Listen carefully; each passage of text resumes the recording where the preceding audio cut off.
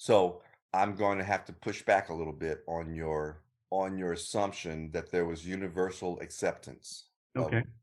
I'll give you the white privilege that from my standpoint, there was no, acceptance. no, no, I agreed with you at first.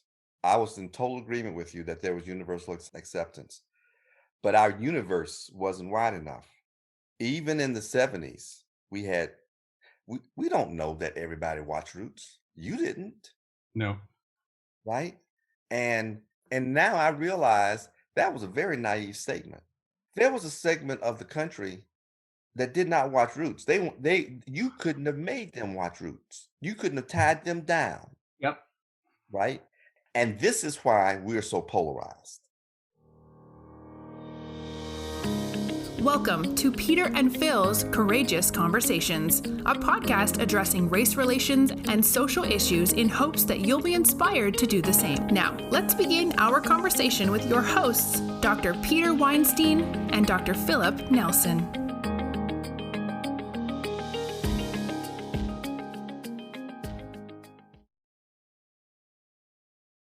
Welcome to Peter and Phil's Courageous Conversations podcast. A series of conversations about social justice and racial issues that began after the death of George Floyd. We'd like to present this episode entitled Roots. Please enjoy. Thanks for listening. Please share. So tell me, why in a country that was still very separated and segregated did so many people watch Roots? I never did. I've never seen the show from start to finish. You are kidding me. No. I believe, I don't recall, I'll have to look it up. Let me see when Roots was on the air, but I never saw the show from start to finish. Well, But you know you can, right? oh, I can watch anything now. Yeah. I got enough networks that I could probably look in your house, but I would strongly recommend that you watch Roots. I'm I want to just see how long ago. See, 1977. That's Yeah. why I didn't see it. I was an undergraduate and you didn't have time for television in 1977. That doesn't explain why in the last 43 years I haven't watched it. Oh, 19 you know what? 1977, I was a junior in vet school. Well, you wouldn't have had time to see it either. No, no. Oh, no, no. I took the time to see it. Okay. I didn't miss an episode. I saw every episode when it premiered. First of all, there was excellent acting in it. Absolutely. Secondly, it was a truthful reflection of the period. And thirdly, the writing paid appropriate homage to both sides, or maybe I should say to all four sides. It showed Black accommodists on the slave side. It showed how slaves had to behave to prosper in a slavery system. It showed the ignominy of slavery in a very telling and in your face type way, especially for the times. When I watch it now, I realize that I have been somewhat desensitized by violence on TV. At the time, it was the violence that shocked me that they were willing to show. Now I understand. Now I'm still just as shocked, but it's not by the violence, it's by the inhumanity of the violence that I am now able to appreciate. And I don't know if that's because of my maturation or because of my desensitization to violence on TV. But it also showed I thought it accurately reflected the basis of the thought processes of the slavers and of the dominant white society in the South, as well as the motivations and dominant thought processes of, I'm going to say abolitionists, but what I really mean are people who question slavery. They may not have done a damn thing about it, but there were people who were sympathetic. And it also is a generational film. It starts in Africa The very first episode begins with describing African village life and showing Kunta Kinte going through the traditions of being a young man and developing into a hunter. And they even have the talk in there. I just thought about it because even in that first episode, Kunta Kinte and all the young boys of the village who are of age, one night they're all kidnapped from their parents by their parents.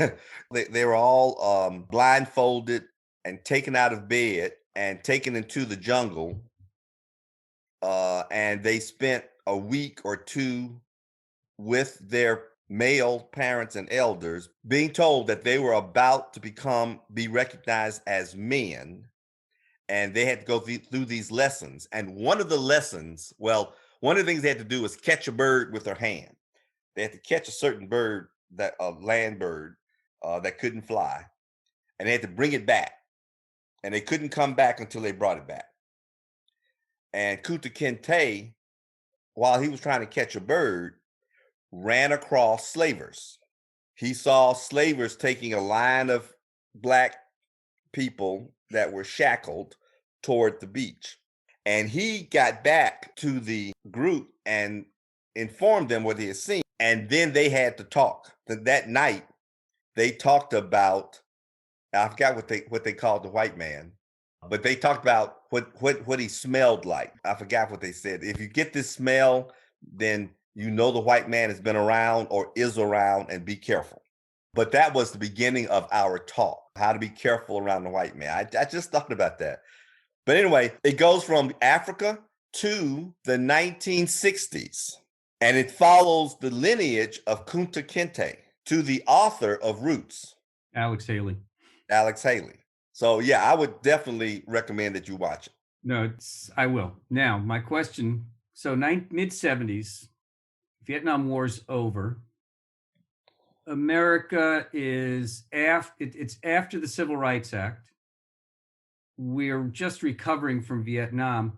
The series got such high accolades from everybody, black, white, whatever, that I can remember.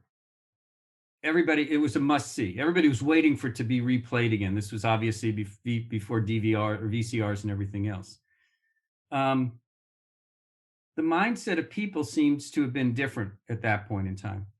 What do you think would happen if the same series came out in the last 4 years? That's a good question. With the current discomfort of the American people, with the racism that we've been dealing with before George Floyd, let's just say before George Floyd, I think there would have been a different reception, especially since the white supremacist groups do seem to have been growing in their power in the last, in the first few years of the Trump administration. I'm anticipating that it would have had a different reaction by the masses. That's a very interesting question. And while you were talking, I covered a lot of ground mentally. I realize now. So I'm going to have to push back a little bit on your assumption that there was universal acceptance. Okay. I'll give you the white privilege that from my standpoint, there was acceptance. I agreed with you at first. I was in total agreement with you that there was universal acceptance, but our universe wasn't wide enough.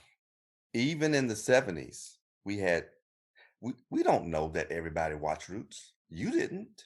No. Right? And now I realize that was a very naive statement. There was a segment of the country that did not watch Roots. You couldn't have made them watch Roots. You couldn't have tied them down. Yep. Right? And this is why we're so polarized. Part of our despair is that we're surprised. Almost half the country is voting for Trump. And we're painting that entire group with the same paintbrush. And they have different reasons for voting for Trump. They're not all overt racist. They put up with it. It's not a fatal flaw as far as they're concerned. They may not believe it, but he's not a socialist. That makes him better, right? Okay, yes, that makes him better. For them, being a socialist is a fatal flaw. Yes.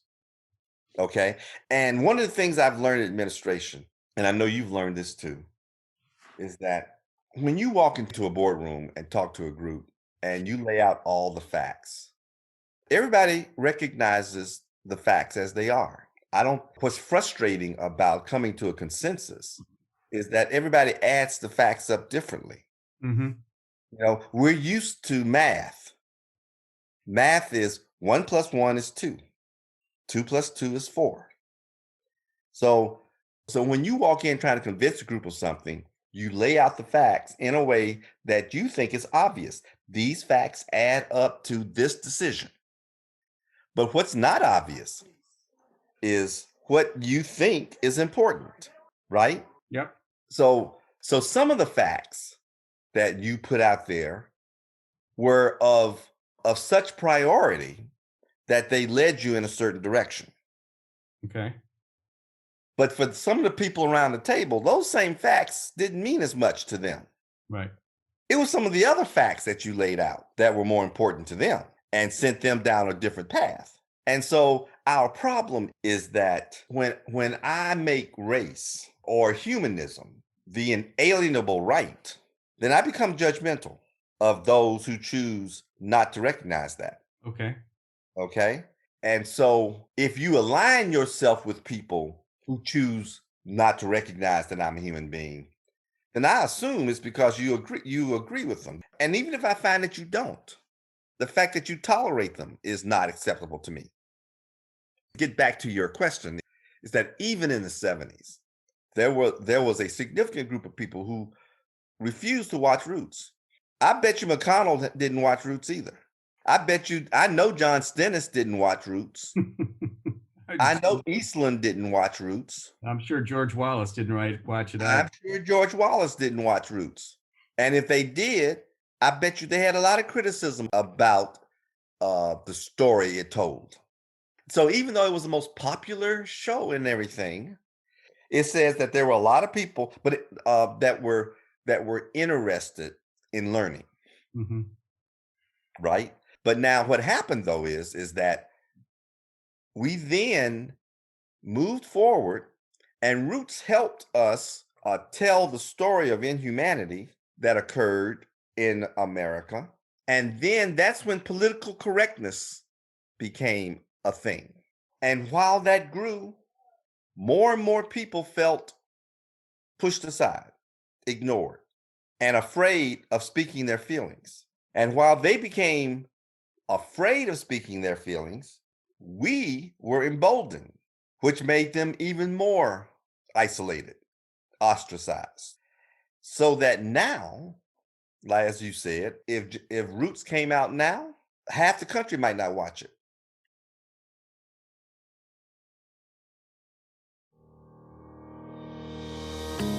Thank you for joining us for another courageous conversation. Be sure to follow us and check back next week for more.